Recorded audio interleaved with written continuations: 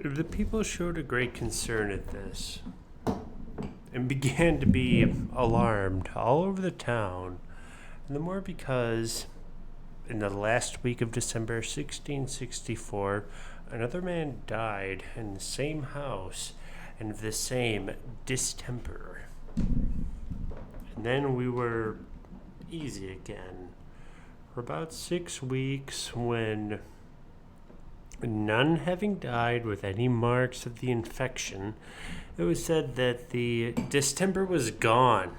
But after that, I think it was about the 12th of February, another died in another house, but in the same parish and in the same manner. This turned the people's eyes pretty much towards the end of the town, and the weekly bills showing an increase of burials at St. Giles Parish more than usual. It began to be suspected that the plague was among the people at the end of that town, and that many had died of it, though they had taken care to keep it as much from the knowledge of the public as possible. This possessed the heads of the people very much, and few cared to go through Drury Lane or the other streets suspected unless they had extraordinary business that obliged them to it. This increased the bills, stood thus at the usual number of burials in a week. In the parishes of St. Giles in the Field and St. Andrews, Holborn, were from 12 to 17 or 19 each. Few more or less, but from the time that the plague first began at St. Giles Parish, it was observed that the ordinary burials increased in number considerably. For example, please see figure 1.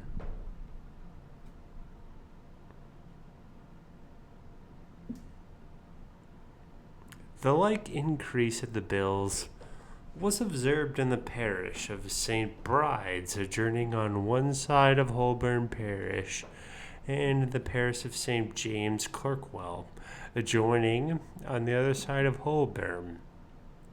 In both which parishes the usual number that died weekly from 4 to 6 or 8, whereas at that time they were increased as follows. Please see figure 2.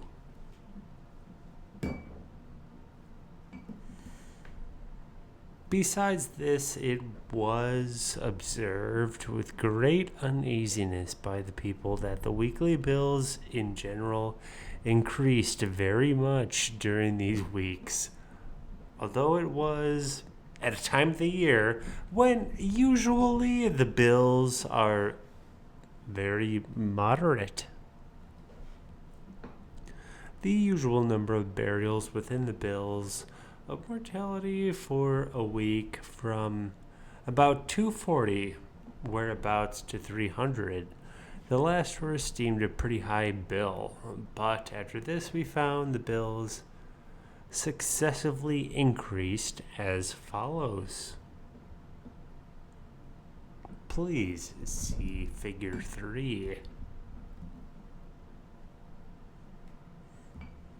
The last bill was really frightful, being a higher number than had been known to have been buried in 1 week since the preceding visitation in 1656. However, all this went off again, and the weather proving cold, and the frost, which began in December, still continuing very severe, even till the end of February, attended with sharp, though moderate winds, the bill decreased again.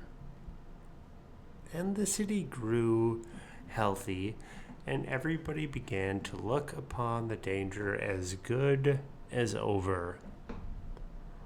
Only that still the burials in St. Giles continued high. From the beginning of April, especially, they stood at 25 each week till the week of the 18th to the 25th, when there was buried in St. Giles Parish 30, whereof 2 of the plague and 8 of the spotted fever, which was looked upon as the same thing. Likewise, the number that died of the spotted fever in the whole increased, being 8 the week before and 12 the week above named. This alarmed us all again, and terrible apprehensions were among the people, especially the weather being now changed and growing warm, and the summer being at hand. However, the next week there seemed to be some hopes again. The bills were low. The number of the dead in all were but 388. There was none of the plague, but 4 of the spotted fever.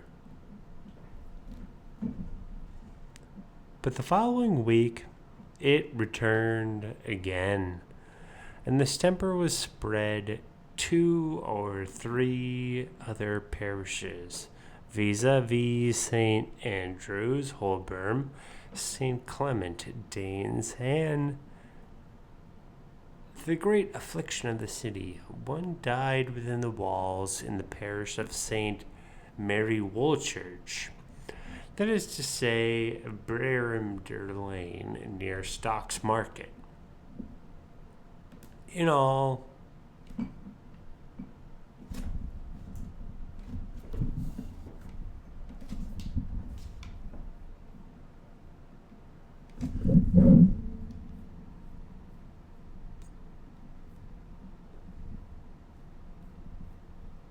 end of reading 2.